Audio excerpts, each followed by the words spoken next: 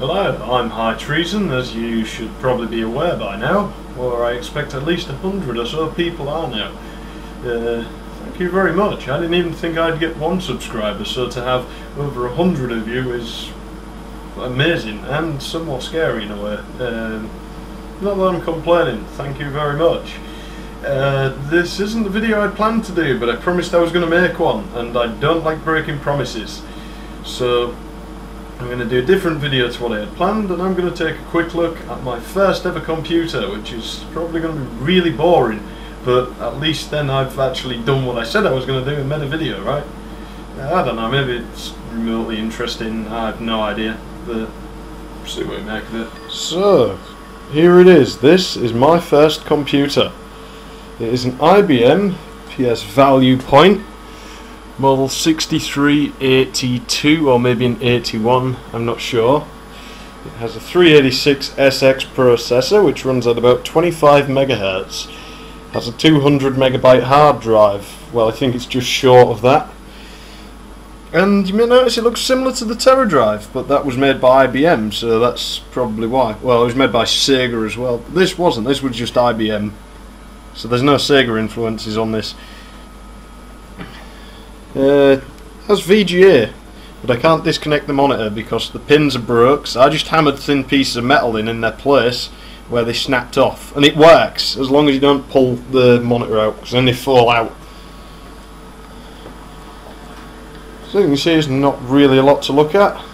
We shall take the lid off, I reckon, and have a look inside it, admire its lovely hardware.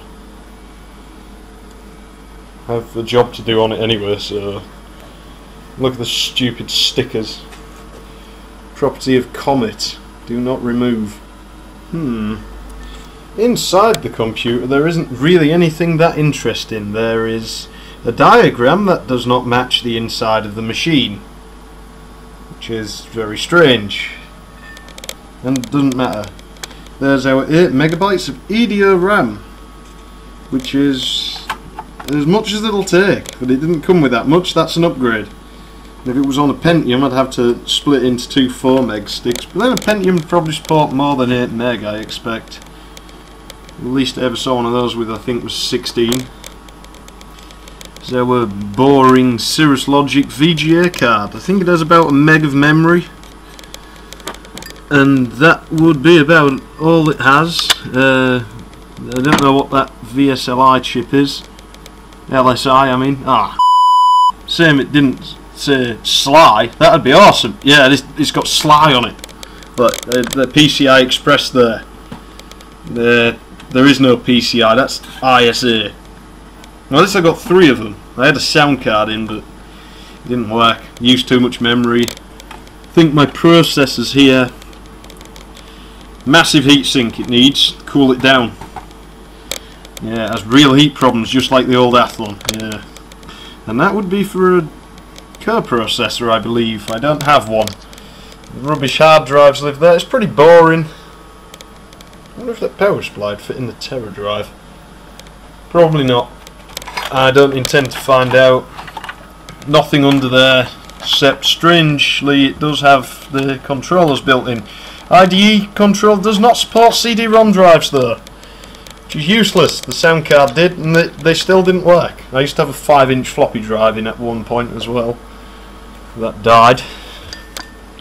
And that's about it. There is nothing interesting about this machine except that the floppy disk drives have been replaced. Other than that, it's never even broken down before, really, so it's reliable. One rather nice feature though about these old IBM things is that there are no screws to hold the case on. It's real good. There's just these little clips on the lid. That's all that holds it on, and the key, which I've lost, but I left it unlocked anyway, so it doesn't matter. All you do really is it's just a case of sliding it back on. It just slides on. It catches on and just slides. It clips itself in.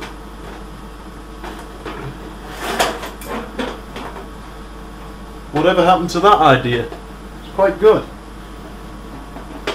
but not that easy to line up sometimes. Kind of lets it down. Another cool feature is actually the fact that they give you a length of wire with the keyboard and mouse. More than enough wire, I might add. Look, the mouse cable is actually slack. I may have gotten a little loud then. That will reach, like, that's nearly the length of my kitchen. And I know wireless is around now, but the wired stuff you get does not provide that good anymore. It's unfortunate, and that's a mouse.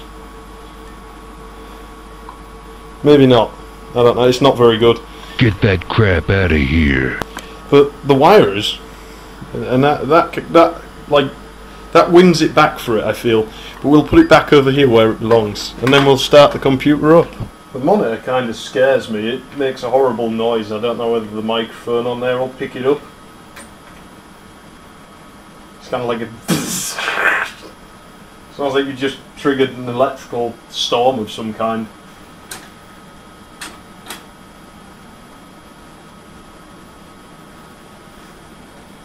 Oh. Yeah, you can actually hear the hard drive working on this, but not a lot. It was common for old machines. They probably ran it on stepper motors, which are noisy. There you go, that should give you an idea. It's a good sound. It runs MS-DOS 6.22 as far as I remember. And I did some silly ASCII art when I was a child, which is rather boring. There's a lot of keycaps missing on here. When I was in social services care, some imbeciles stole them. What I'm about to run is something called PC Check.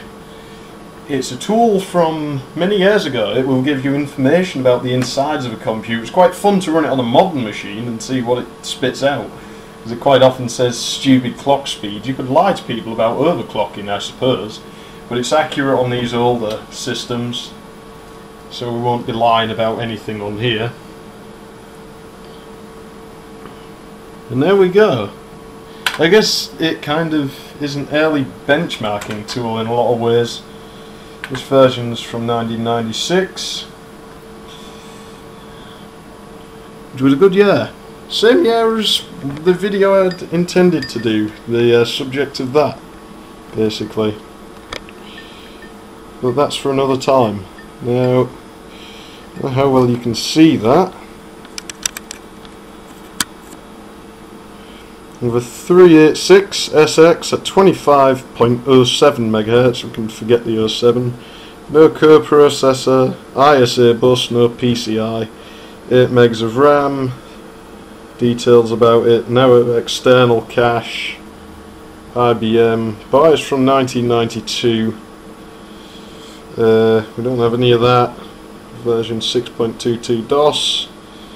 Memory manager's active. I don't know what that means. Presumably there's a memory manager running, but I don't remember. Maybe smart drive counts, because there isn't really much else. I don't know. HiMem, EMM386 as well, I think maybe are running. So there you go. 171 megabyte hard drive, which is absolutely phenomenal by today's standards. 3.5-inch floppy. It supports up to 4, some of the old boards. This don't, but some of the old boards did. In fact, some boards apparently supported 8 on the original interface, but you can only use 4 at a time, which is more than enough. Cirrus Logic, VGA. Very little of anything, really. Very basic machine. But maybe that's one of its strong points. We can run tests with this program, none of which are vastly interesting by today's standards. It just says pass or fail, and my processor, I feel, is about to fail on arithmetic instructions, which is never a good sign. It is making very unhappy noises. Okay, well, there's no need for the unhappy noises, and I refuse to tolerate those. So we'll have some happy noises.